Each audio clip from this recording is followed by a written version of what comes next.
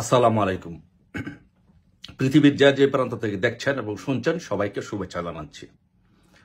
So আজকে খুবই একটি মারাত্মক একটি বিষয় আমি লক্ষ্য করলাম, যেটি হচ্ছে যে আমাদের আইনমন্ত্রী আইনিসুল হককে যখন আদালতে তোলা হলো, সেখানে আদালত চত্বরে তাকে শারীরিকভাবে লাঞ্ছিত করা হচ্ছে, তার উপরে আঘাত করা হয়েছে।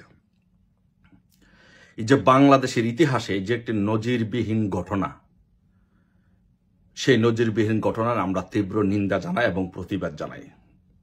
এবং এই নজিরবিহীন ঘটনা থেকে শিক্ষা নিয়ে আমি বাংলাদেশের আওয়ামী লীগের নেতাকর্মীদেরকে এবং বিএনপি নেতাকর্মীদেরকে আমি কিছু কথা বলতে চাই। প্রথমে আমি বলতে চাই আমাদের আওয়ামী লীগের নেতাকর্মীদেরকে বলতে চাই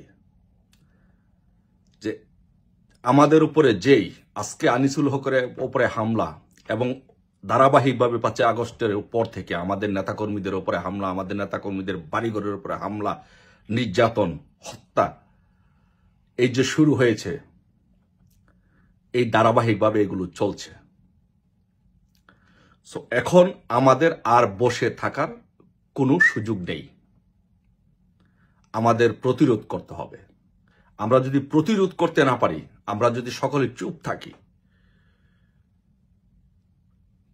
যে কেউ চুপ থাকতে পারি যে আমার তো সম্পদ আছে, আমার সম্পদে আমি কথা বললে আমার সম্পদে আঘাত করবে, আমার ব্যবসা বাণিজ্যে আঘাত করবে, আমার পরিবারের উপরে আঘাত করবে, আমার নামে মামলা হবে, এই রকম চিন্তা ভাবনা থেকে যদি আমরা চুপ থাকি, তাহলে মনে রাখবেন আপনি আপনার সম্পদ রক্ষা করতে পারবেন না, আপনার বাড়িঘর রক্ষা করতে পারবেন না, আপনার কারখানা, মিল কারখানা, ইন্ডাস্ট্রি, ব্যবসা বাণিজ্য কোনো কিছু রক্ষা করতে পারবেন না। কারণ এটা বিএনপি, জামাত, শিবিরের চরিত্র না। আপনি মনে করতেছেন আজকে আপনার এখন পর্যন্ত আপনার সম্পদ, ব্যবসা বাণিজ্য আছে, 2 দিন পরে থাকবে না। ধারাবাহিকভাবে আপনার সম্পদ, ব্যবসা বাণিজ্য সবকিছু লুটপাট করা হবে, সবকিছু নিয়ে নেওয়া হবে। এটা জামাত শিবিরের চরিত্র। আপনি মনে করেছেন কি আপনি এখন প্রতিবাদ করবেন না, চুপচাপ থাকবেন, আপনার নামে মামলা হবে না? মামলা হবে, আপনার নামে সবকিছু হবে, আপনার সবকিছু নিয়ে নেওয়া হবে, কেউ বাঁচতে পারবেন না। যদি একা বাঁচতে চান তাহলে কেউ বাঁচতে পারবেন না। আমাদেরকে সম্মিলিতভাবে সিদ্ধান্ত নিতে হবে, আমাদেরকে সম্মিলিতভাবে মরার সিদ্ধান্ত নিতে হবে, তাহলে আমরা সকলে বাঁচব। আর একজন করে বাঁচতে যাবেন, কেউ বাঁচব না, সকলে মরব। তো আসুন সকলে মিলে এর প্রতিবাদ আমাদের করতেই হবে।